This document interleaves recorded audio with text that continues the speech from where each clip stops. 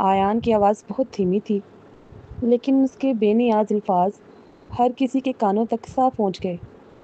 پورا حال ایک دم پھر سے خاموش ہو گیا۔ سب لوگ آیان کو حیرت سے دیکھنے لگے۔ وہ آہستہ آہستہ اپنی ویل چیئر آگے بڑھاتا ہوا ان کے قریب پہنچ گیا۔ اوپر مہدی فیملی کی خاتون یعنی مسز مہدی پریشانی کے عالم میں نیچے اتر رہی تھی۔ ساتھ ساتھ وہ مسز لیوس سے شکایت کر رہی تھی، میں نے پہلے ہی کہا تھا کہ سالس کی گرل فرینڈ اچھی نہیں نکلے گی۔ یہ غریب اور چھوٹے خاندان کی لڑکیاں قابل پیشکش نہیں ہوتی۔ دیکھو کیسا تماشا بنا دیا اس نے۔ یہ اپنی کزن کے ساتھ بھی سیدھی طرح نہیں رہ سکتی، یہاں تک کہ سب کے سامنے اسے شرمندہ کر دیا۔ ادھر مس اسمتھ کو دیکھو، کتنی باوقار اور مہذب ہیں۔ یہاں موجود کوئی لڑکی یہ نہیں کہہ سکتی کہ وہ کسی بھی خاندانی لحاظ سے کم ہے، چاہے لوگ اسمتھ خاندان سے ڈرتے ہوں یا اس کی اپنی شخصیت کی وجہ سے مانتے ہوں۔ بہرحال اس کی حیثیت تسلیم شدہ ہے۔ کاش سالس کی منگنی اسمتھ فیملی کی کسی لڑکی سے ہو رہی ہوتی۔ میں تو یہ بھی نہیں کہوں گی کہ خون کا رشتہ ہو، جولیانا اسمتھ ہی کافی تھی۔ مسز میڈی مسلسل بولے جا رہی تھی۔ دیکھو مجھے تو اس کے لیے بیچ بچاؤ کرنا پڑ رہا ہے، حالانکہ مجھے وہ ذرا پسند نہیں، لیکن اور کروں بھی کیا؟ سالس نے اسے اپنا لیا ہے۔ اس کی بدنامی سالس کی بدنامی ہے، اور سالس کی بدنامی مہدی فیملی کی بدنامی ہے۔ مسز لیوس نے ان کا بازو پکڑ کر کہا، ذرا آہستہ، میں نے کہا تھا گفٹ لے لیجئے، لیکن آپ نے ضد کی۔ ان گھٹنوں کے ساتھ آپ کیسے سیڑھیاں اتر رہی ہیں؟ مسز میڈی نے جھنجھلا کر جواب دیا۔ حال کی صورتحال دیکھ کر لگ رہا تھا اگر گفٹ لیتی تو اور دیر ہو جاتی۔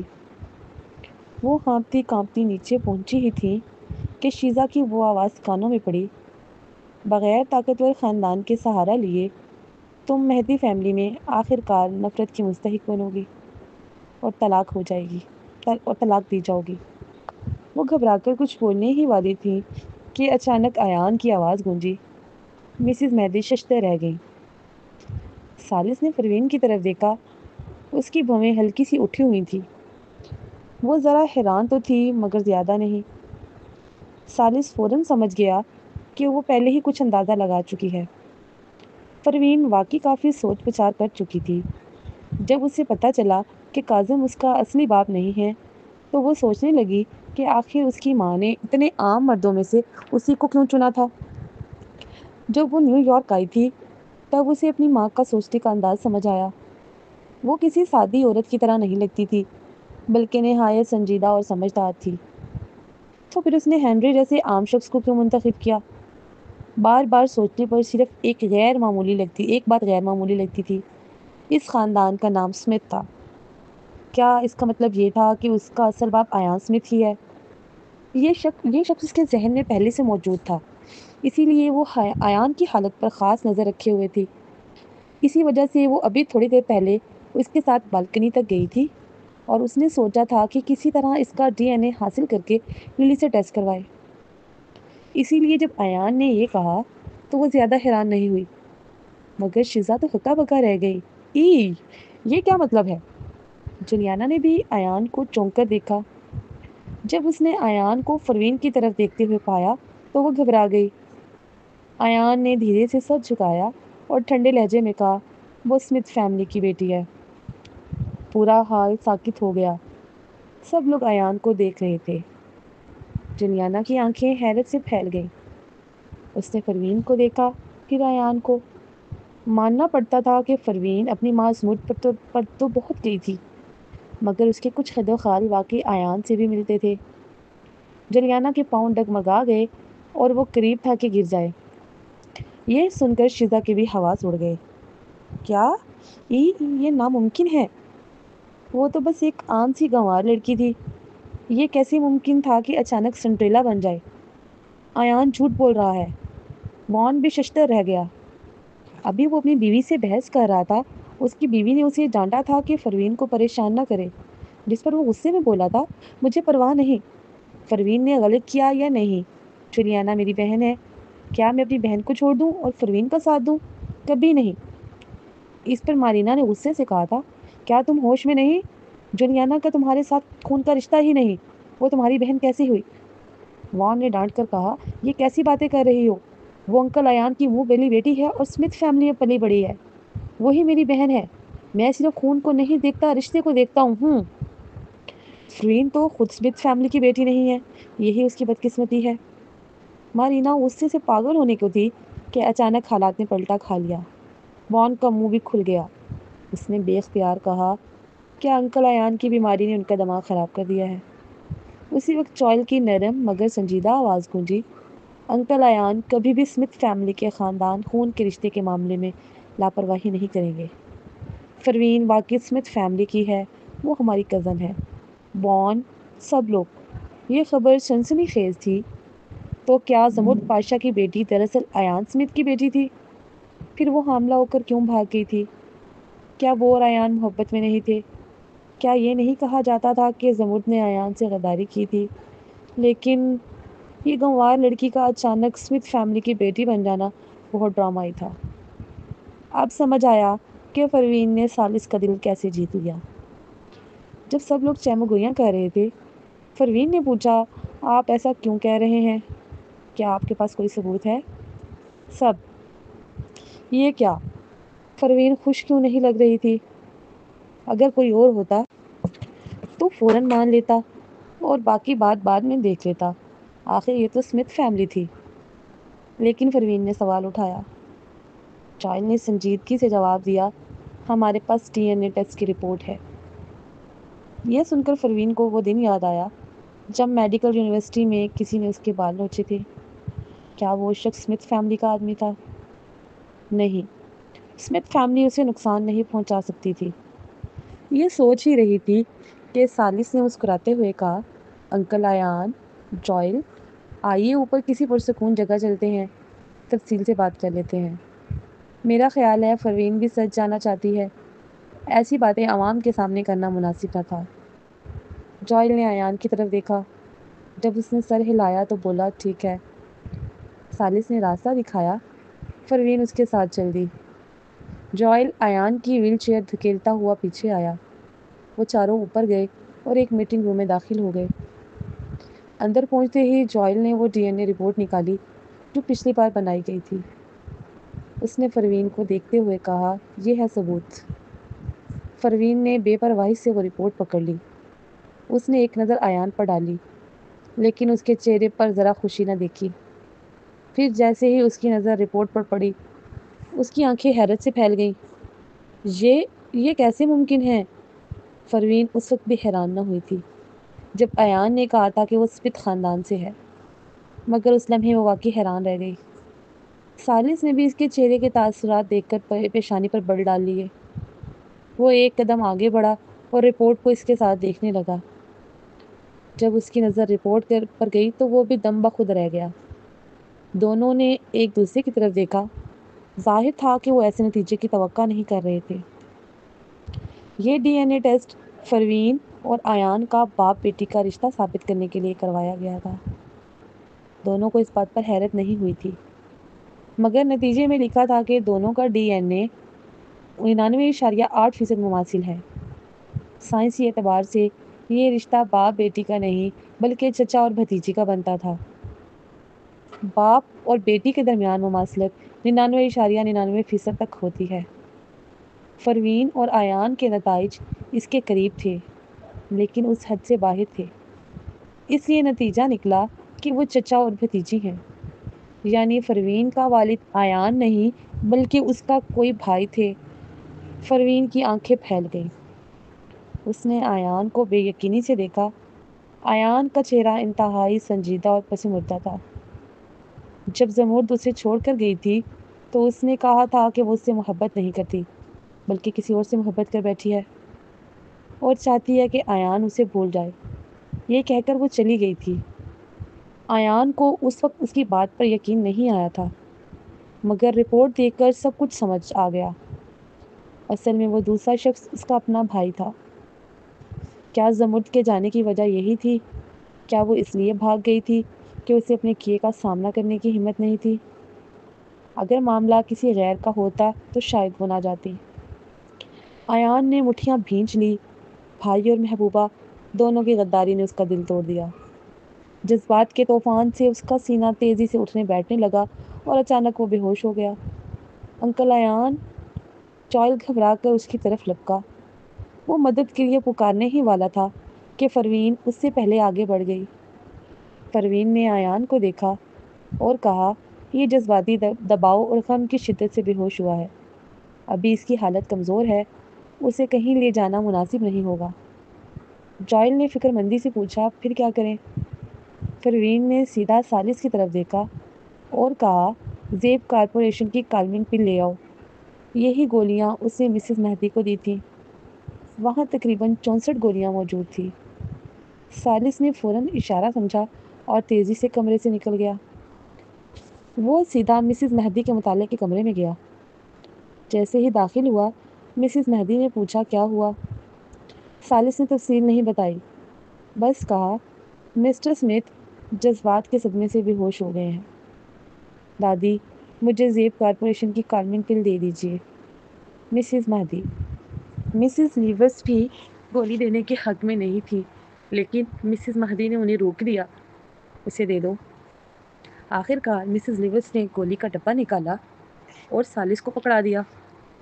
ثالث باہر نکلا تو جولیانا سامنے کھڑی تھی۔ وہ ڈبہ دیکھ کر گھبرا گئی۔ پاپا کو کیا ہوا؟ کیا وہ پھر سے بے ہوش ہو گئے؟ ثالث نے سر ہلایا مگر کچھ نہ بولا۔ جولیانا اس کے ساتھ اندر آ گئی۔ ثالث نے ڈبہ کھولا، گولی نکالی اور پروین کو دی۔ پروین نے کہا، گولی آدھے گلاس پانی میں گھول دو۔ جولیانا فوراً گھبرا کر بولی، مس پروین، یہ گولی بہت نایاب ہے، اگر پانی میں گھولیں گے تو اثر آدھا رہ جائے گا۔ پروین نے ابرو چڑھائے۔ مریض بے ہوش تھا، وہ گولی کیسے نگل سکتا تھا؟ اور آدھا اثر بھی ایان کو کافی تھا۔ یہ عورت بیچ میں کیوں بول رہی تھی؟ جولیانا نے جوائل کی طرف دیکھا۔ یہ گولی بڑی مشکل سے ملتی ہے، برائے مہربانی ضائع نہ ہونے دیں۔ جوائل نے تیز نظروں سے اس کی طرف دیکھا۔ جولیانا نے گھبرا کر کہا، میں یہ نہیں کہہ رہی کہ مجھے گولی پر افسوس ہے، میں صرف چاہتی ہوں کہ اس کا پورا فائدہ ہو۔ جوائل نے گہری سانس لی اور پوچھا، کیا ڈاکٹر زیب نے کبھی بتایا کہ یہ کیسے لینی چاہیے؟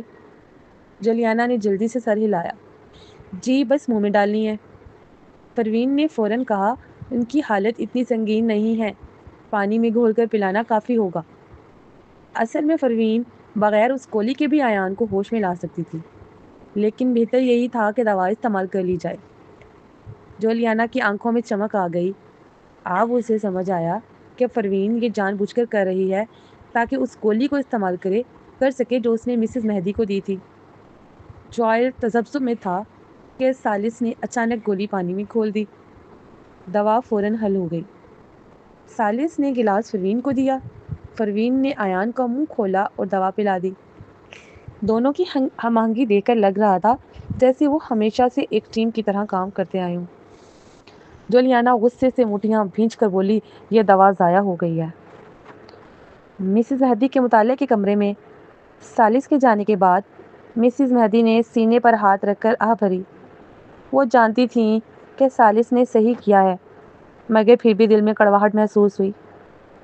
مسز لیوس نے شکایت کی، بی بی جی، یہ دوا تو آپ کے لیے تھی، آپ کو اس کی سب سے زیادہ ضرورت ہے۔ مسز مہدی نے ٹھنڈی سانس بھری، ویسے بھی جولیانا نے دی تھی، یوں سمجھ لو کہ ہم نے انہیں واپس کر دی۔ مسز لیوس نے طنزیہ کہا، ایسا نہیں ہوتا، جب تحفہ دیا جا چکا تو وہ آپ کا حق ہے، اب وہ خود ہی استعمال کر رہے ہیں، اور یہ سب پروین کی چال ہے۔ وہ چاہتی ہے کہ آپ سوچیں کہ آپ جولیانا کو زیادہ اہمیت دیتی ہیں، اس لیے اس نے ایک قدم اٹھایا ہے۔ مسز مہدی نے ایک اور بھاری سانس لی۔ وہ دیہات میں پلی بڑھی ہے، دماغ چھوٹی سوچ کا ہے، اپنی چالاکی اسی میں لگاتی ہے، یہ دوائیں پھینک دو۔ مسز لیوس نے ڈبہ اٹھایا اور کہا، پھینکنے سے پہلے دیکھ لوں کہ 50 کیئر فری پلز ایک ساتھ کیسی لگتی ہیں۔ لیکن جیسے ہی اس نے ڈبہ کھولا وہ حیران رہ گئی۔ مسز مہدی نے ناگواری سے کہا، ایسی کیا بات ہے؟ 50 گولیوں کی کل قیمت $1.5 ہے۔ کیا میں تمہیں اتنے کم پیسے دیتی ہوں کہ تمہیں یہ معمولی رقم اتنی بڑی لگ رہی ہے؟ مسز لیوس نے ہکلاتے ہوئے کہا، میڈم یہ کیئر فری پلز نہیں ہیں، یہ تو مسز لیوس نے ماضی میں مسز مہدی کے خاندان میں ملازمہ کے طور پر کام کیا تھا۔ اس لیے ان کے ساتھ ان کے تعلقات بہت اچھے تھے۔ جب مسز مہدی کی شادی ہوئی تو وہ بھی ان کے ساتھ مہدی کے گھر چلی آئی تھی۔ کئی سالوں تک بطور ہاؤس کیپر کام کرنے کے بعد اب وہ لاکھوں ڈالر سالانہ کماتی تھی۔ اس لیے $1.5 لاکھ کوئی ایسی رقم نہ تھی جس سے وہ اتنا چونک جاتی۔ انہوں نے دھات کے ڈبے میں پڑی گولیوں کو دیکھا اور ایک بار پھر نگلا۔ میم، یہ مجھے کیئر فری پلز نہیں لگ رہی، یہ تو بالکل کالمنگ پلز جیسی لگ رہی ہیں۔ یہ سن کر مسز مہدی چونک گئی۔ کچھ لمحے خاموش رہنے کے بعد بولی، انہوں نے بالکل ٹھیک کیا ہے مجھے کالمنگ پلز دینے میں، کیونکہ میری حالت کے لیے یہی بہتر ہے۔ یہ نہیں کہ اینڈرسنس کے پاس کیئر فری پلز دینے کی استطاعت نہیں تھی، مگر پھر بھی انہوں نے کالمنگ پلز دی۔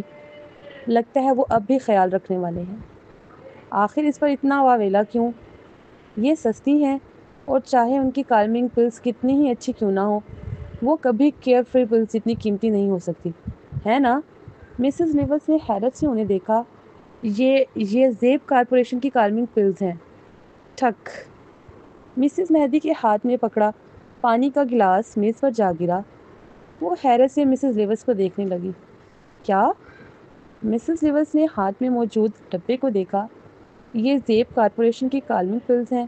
ان کی خوشبو اور باقی سب بالکل ویسا ہی ہے، اور ان پر کمپنی کا نام بھی درج ہے۔ اور یہاں تو 64 گولیاں ہیں۔ سب نے جولیانا کی تعریفیں کی تھی صرف اس لیے کہ اس نے ایک گولی دی تھی، مگر پروین نے تو پوری 64 گولیاں دے دیں۔ مسز مہدی فوراً اٹھ کھڑی ہوئی۔ چند قدموں میں وہ مسز لیوس کے قریب پہنچ گئیں اور ان کے ہاتھ سے ڈبہ جھپٹ کر کہا، مجھے دکھاؤ۔ مسز مہدی دنیا دیکھ چکی تھی۔ انہوں نے گولیوں کو غور سے دیکھا، پھر ایک کا چھوٹا سا ٹکڑا توڑ کر چکھا۔ آخر کار تصدیق کرتے ہوئے بولی، یہ واقعی زیب کارپوریشن کی کالمنگ پلز ہیں۔ یہ سن کر دونوں کچھ دیر حیرت سے ایک دوسرے کو دیکھتی رہیں۔ کچھ لمحوں بعد مسز مہدی نے سوال کیا، پاشا کے پاس اتنی قیمتی دوائیاں کہاں سے آئیں؟ مسز لیوس ہکا بکا رہ گئی۔ پاشا کئی نسلوں سے روایتی ادویات کا کاروبار کر رہے ہیں۔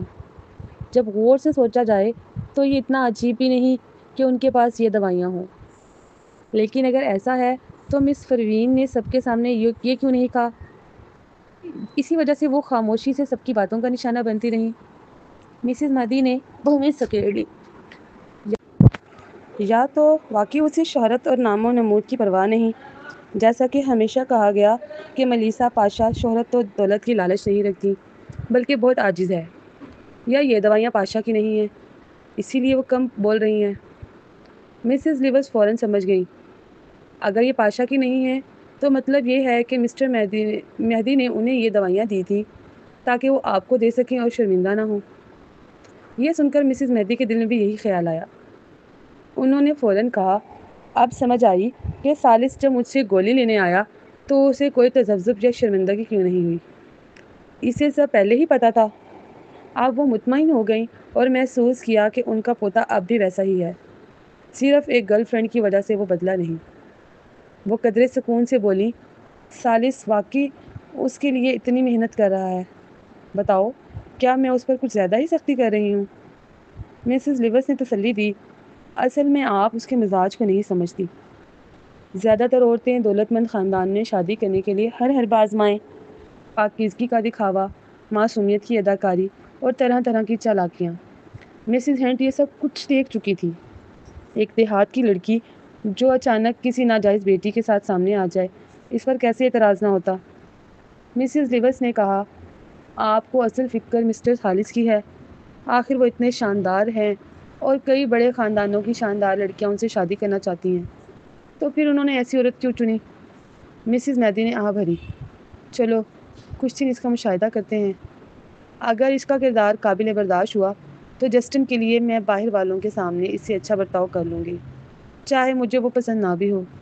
لیکن اگر اس کا کردار خراب نکلا یا اس نے حارث کے ساتھ برا سلوک کیا تو میں کبھی بھی اسے خاندان میں آنے نہیں دوں گی۔ حارث ہی مہدی خاندان کا مستقبل ہے۔ مسز لیوس نے اس بات میں سر ہلایا، آپ بالکل درست کہہ رہی ہیں۔ ادھر زیب کارپوریشن کی کالمنگ پلز کھانے کے بعد ایان آہستہ آہستہ ہوش میں آنے لگا۔ اس سے دوبارہ جذباتی جھٹکا نہ لگے، اس لیے جوائل نے اسے پہلے ہی ہسپتال میں واپس لے جانا بہتر سمجھا۔ آخر کار ڈاکٹر اور نرسیں وہاں اس کی جان بچانے میں زیادہ کامیاب ہو سکتی تھیں۔ جب سالس اور پروین نیچے واپس آئے تو سب کے نظریے پروین کے بارے میں بدل چکے تھے۔ سب اسے ایک سنڈریلا سمجھ رہے تھے۔ کتنی خوش نصیب کہ وہ ایان کی بیٹی نکلی، کسی کو کچھ اور سوچنے کی ضرورت محسوس ہی نہ ہوئی۔ آخر کار زموت کا ماضی میں ایان کے ساتھ رشتہ رہا تھا اور اس نے ساری زندگی اسی کے لیے اکیلے گزار دی تھی، تو لوگ لازمی ایان کو ہی سوچتے۔ کسی نے دھیان نہیں دیا کہ ایان نے ابھی کہا تھا کہ وہ اسمتھ کی بیٹی ہے۔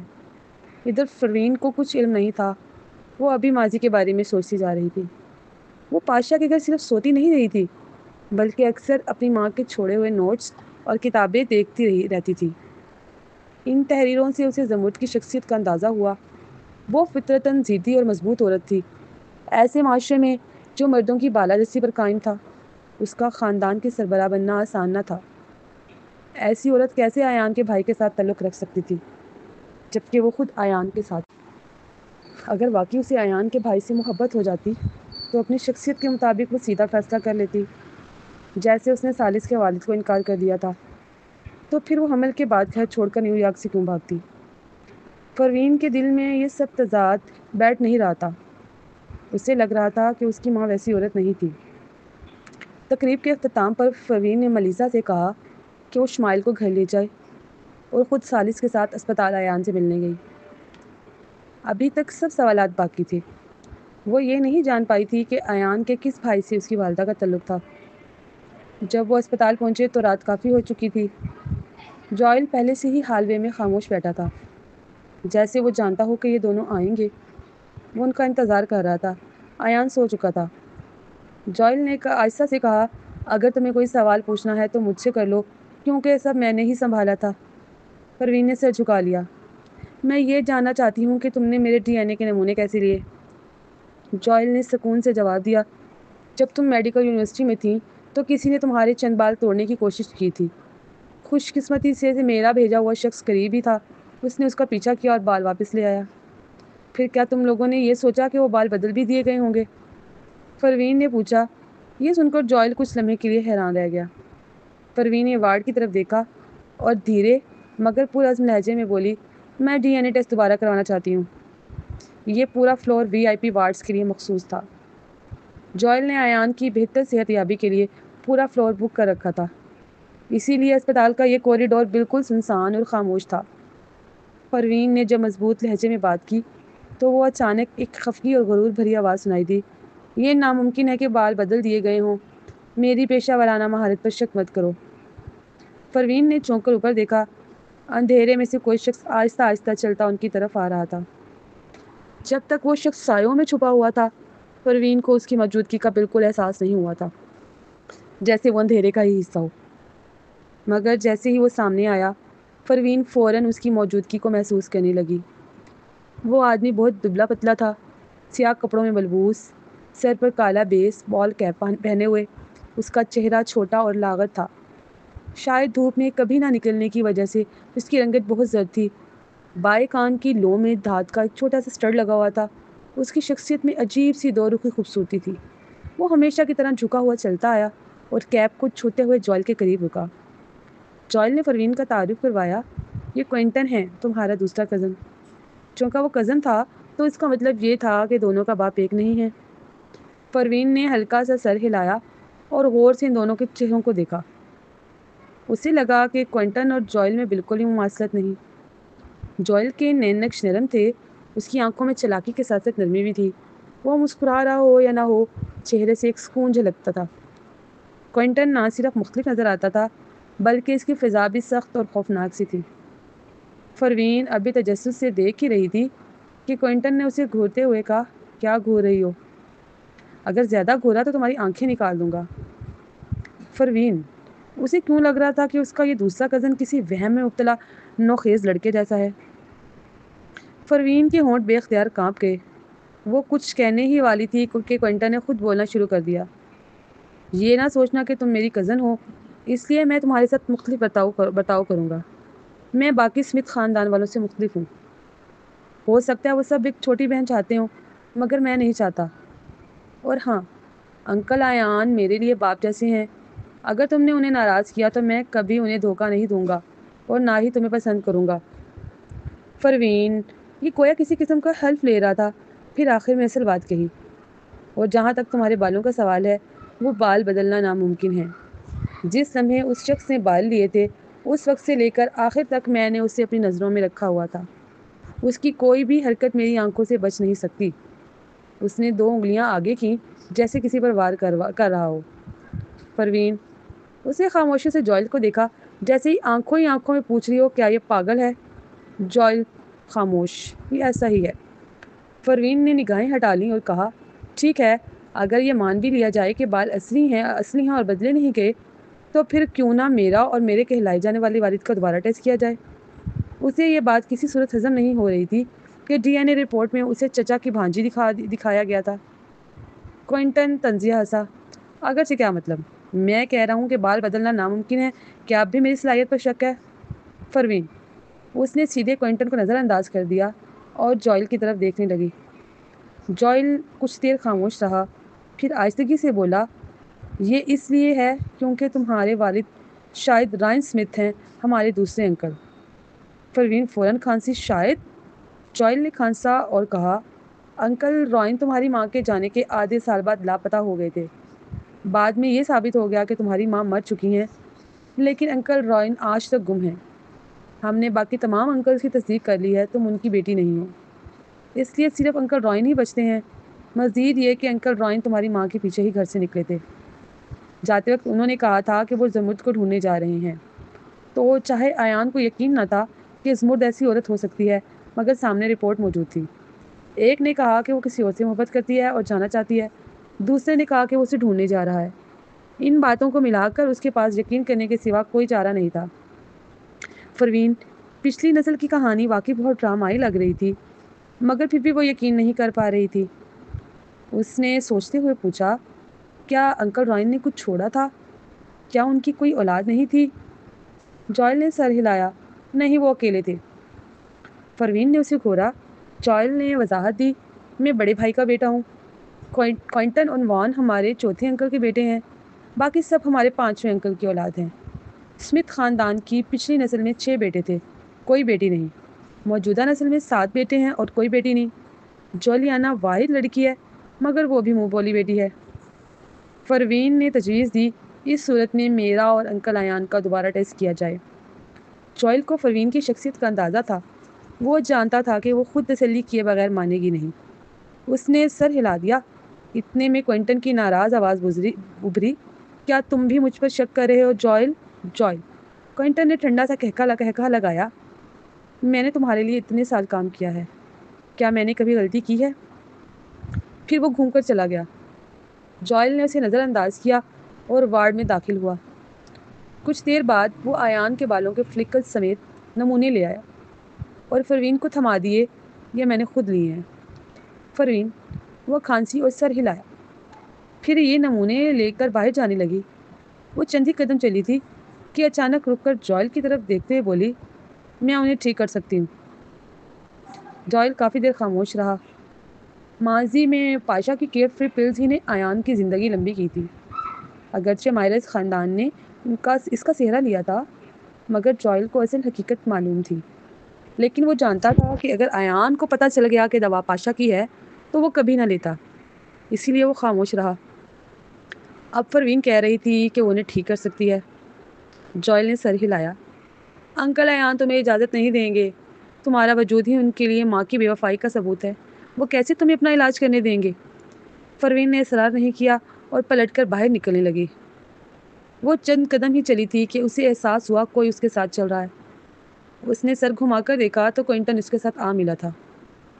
پروین نے بھویں اٹھائی، مگر وہ پہلے ہی بول پڑا، زیادہ خوش فہمی میں نہ رہو، میں تمہیں اس لیے نہیں بچا رہا کہ مجھے تم سے لگاؤ ہے، بلکہ اس لیے کہ یہ میرا فرض ہے، میں تمام سمتھ خاندان والوں کی حفاظت کا ذمہ دار ہوں۔ پروین کچھ دیر خاموش رہی، پھر کہا، مجھے تمہاری حفاظت کی ضرورت نہیں۔ کوئنٹن چونکا، مجھ میں کیا کمی ہے؟ پروین نے اسے اوپر سے نیچے تک دیکھا، وہ اتنا دبلا تھا کہ کمزور ہی لگتا تھا۔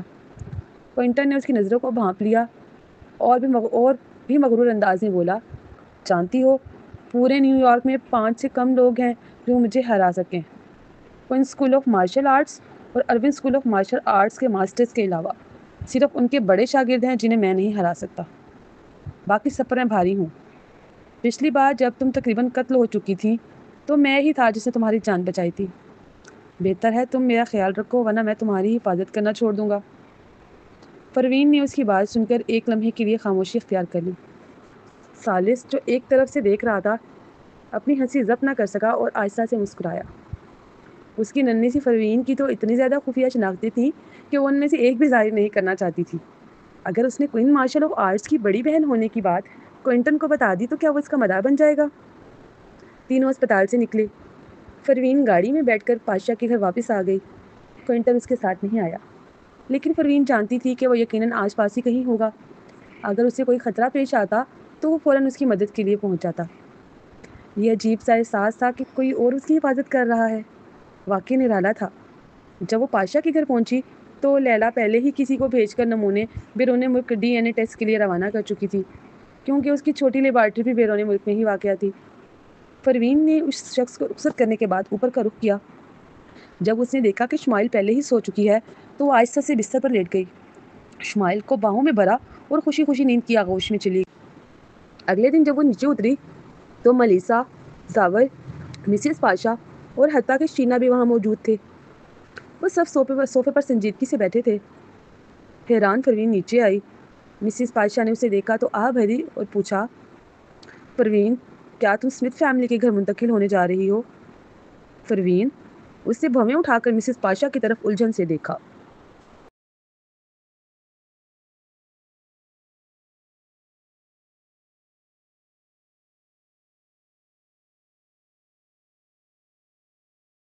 مسز پاشا نے آہ بھری، اگر تم وہاں چلی بھی جاؤ تو کوئی حرج نہیں، ایسا ہونا بھی چاہیے، آخر تمہارے والد وہاں ہیں۔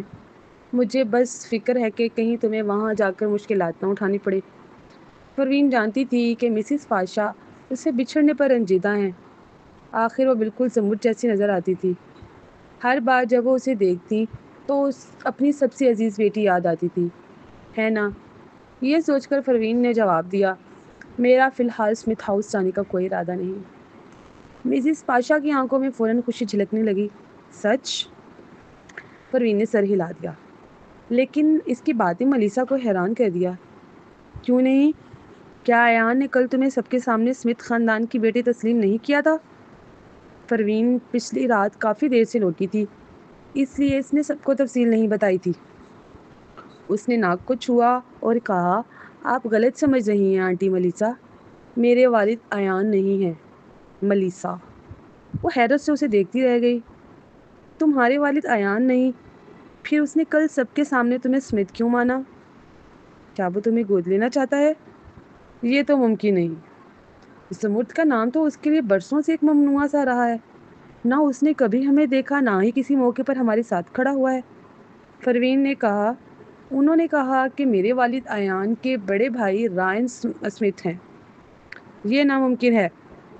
ملیسا اور شینا دونوں ایک ساتھ بول اٹھی اور حیرانی سے پروین کو دیکھنے لگی۔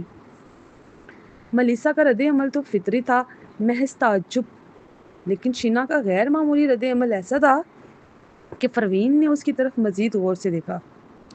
شینا نے مٹھی بھینچی، یہ نہیں ہو سکتا۔ پروین نے پوچھا، کیوں؟ کیونکہ شینا ہکلا گئی اور کوئی وجہ نہ بتا سکی۔ آخر کار وہ بس یہ کہنے پہ مصر رہی، کسی بھی طرح یہ سچ نہیں ہو سکتا۔ پروین نے بھویں سکیڑ لی۔ شینا کی نظریں ادھر ادھر بھٹکنے لگی۔ ملیسا نے پوچھا، انہوں نے ایسا کیوں کہا؟ پروین نے جواب دیا، انہوں نے ایان اور میرے درمیان کیا گیا ایک D N A test report پیش کی ہے، اس میں لکھا ہے کہ ہم چچا بھتیجی ہیں۔ سب؟ مسز پاشا نے ران پر ہاتھ مارا، یہ کیا گناہ ہو گیا؟ زمرد 2 کشتیوں میں کیسے سوار ہو سکتی تھی؟ اگر وہ رائن کو پسند کرتی تو پھر ایان کے ساتھ کیوں؟ اور پھر اس حال کو پہنچی، اس نے ایان سے نکاح کیا تھا تو رائن؟ ان کی آنکھیں سرخ ہو گئیں۔ شینا نے کہا، چاہے وہ دونوں چچا بھتیجی نکلے بھی ہوں، اس کا مطلب یہ نہیں کہ پروین کے والد رائن ہیں۔ ایان کے اتنے بھائی ہیں، یہ کسی اور کی بیٹی بھی ہو سکتی ہے۔ لیکن پھر اس نے طنزیہ مسکراہٹ دی، لیکن چاہے تم کسی کی بھی بیٹی ہو، تمہارا وجود اس بات کا ثبوت ہے کہ تمہاری ماں نے ایان کو دھوکہ دیا۔ تم یہ نہ سمجھو کہ اب جوئل اسمتھ فیملی کا سربراہ ہے تو ایان کمزور ہو گیا ہے۔ وہ برسوں سے اسمتھ خاندان کی طاقت پر قابض ہے۔ جوئل اس کی ہر بات مانتا ہے۔ کچھ دیر سوچ کر شینا نے مزید کہا، میرے خیال میں اس نے تمہیں سب کے سامنے اسمتھ ماننے کی دو وجوہات ہیں۔ سب کی توجہ اس کی طرف ہو گئی۔ شینا نے کہا، پہلے یہ کہ اسمتھ خاندان اپنے لوگوں کی حفاظت کرتا ہے۔ اب جب تم ان کی ہو، وہ کسی باہر والے کو تم پر ظلم نہیں کرنے دیں گے۔ لیکن اس کا مطلب یہ نہیں کہ ایان تمہیں پسند کرے گا۔ دوسری وجہ یہ ہے کہ اسمتھ خاندان اب مہدی خاندان سے سیاسی رشتہ جوڑنا چاہتا ہے۔ ملیسا کو جیسے یقین سمجھ آ گیا۔ ہاں، اصل میں تو جولیانا اسمتھ کی شادی سالس سے طے تھی، لیکن اب جب اس نے پروین کو چنا ہے تو اس کے خاندان میں واپسی سے دونوں خاندانوں کے تعلقات متاثر نہیں ہوں گے۔ دولت مند خاندانوں کے فیصلے ہمیشہ کسی نہ کسی گہرے مقصد کے لیے ہوتے تھے، یہ کبھی سادہ نہیں ہوتے۔ پروین نے بس بھویں اٹھائی لیکن کچھ نہ کہا۔ وہ سوچ رہی تھی کہ شینا نے کیوں کہا کہ رائن اس کا والد نہیں ہو سکتا۔ کیا وہ کچھ جانتی ہے؟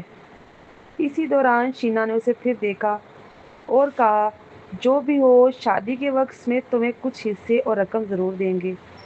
وہ تمہارے ساتھ زیادتی نہیں کریں گے، پادشاہ بھی نہیں۔ لیکن مجھے تمہیں ایک بات سمجھانی ہے۔ اس نے جسم سیدھا کیا اور اس کا کالا فٹ ڈریس اسے نہایت باوقار اور سنجیدہ بنا رہا تھا۔ ملیسا نے کہا، شینا، پروین سب سمجھتی ہے۔ شینا نے طنزیہ ہنسی چھوڑی، میں نے ابھی کچھ کہا بھی نہیں اور تم سمجھتی ہو کہ وہ سب سمجھتی ہے؟ کیا وہ اتنی نازک ہے کہ اس کے بارے میں کوئی کچھ کہہ بھی نہ سکے؟ ملیسا لاجواب ہو گئی۔ شینا نے پروین کی آنکھوں میں دیکھتے ہوئے کہا، میں صرف یہ کہنا چاہتی ہوں کہ چونکہ تم اور ثالث ایک دوسرے کے ساتھ ہو، اس لیے چند چیزوں کو تمہیں کبھی ہاتھ نہیں لگانا چاہیے۔ پروین جانتی تھی کہ شینا یہ سب اس کی بھلائی کے لیے کہہ رہی ہے، اس لیے وہ آہستہ سے بولی، آپ کہیے۔ شینا نے کہا، ثالث کی ماں نواحی علاقے میں رہتی ہے، کہتے ہیں کہ ان کے ساتھ گزارا کرنا مشکل ہے۔ تمہیں بہتر ہے کہ ان سے دور رہو اور انہیں ناراض نہ کرو، ورنہ اگر ثالث تمہارے اور اپنی ماں کے بیچ پھنس گیا تو کون جانے وہ کس کا ساتھ دے۔ ملیسا نے کہا، ہاں پروین، شینا بالکل ٹھیک کہہ رہی ہے۔ کیا وہ کہہ سکتی تھی؟ وہ تو پہلے ہی ان کی بیٹیوں جیسا رشتہ بنا چکی ہے۔ شینا نے سلسلہ جاری رکھا، اور ہاں، شادی کے بعد تمہیں حارث مہدی کے ساتھ بھی اچھا سلوک کرنا ہوگا۔ پروین نے بھویں چڑھائیں۔ شینا بولی، میں جانتی ہوں کہ تمہاری خواہش ہوگی کہ تم ثالث سے ایک بیٹا پیدا کرو تاکہ وہ خاندان کی سربراہی کے لیے مقابلہ کر سکے، لیکن ہم پادشاہ اپنی صلاحیتوں پر انحصار کرتے ہیں۔ اگر وہ بہتر ہوا تو ویسے ہی کامیاب ہوگا، اس لیے حارث مہدی کو نقصان پہنچانے کے لیے وہ گھٹیا ہٹ کنڈے استعمال مت کرنا جو دیہاتوں میں عورتیں کرتی ہیں۔ پروین، شینا نے پھر طنزیہ ہنسی چھوڑی، ان طریقوں کی کوئی حیثیت نہیں، اور یہ نہ سمجھنا کہ میں مہدی خاندان کی بوڑھی سربراہ بس محض دکھاوے میں تمہاری حمایت کر رہی تھی۔ وہ بڑی چالاک عورت ہے، اس سے الجھنا مت، اس لیے ثالث کی بیٹی کے ساتھ اچھا تعلق رکھنا، سمجھی؟ پروین کچھ بولنے ہی والی تھی کہ ملیسا مسکرا کر بولی، تمہیں اس کی فکر کرنے کی ضرورت نہیں، کیونکہ حارث دراصل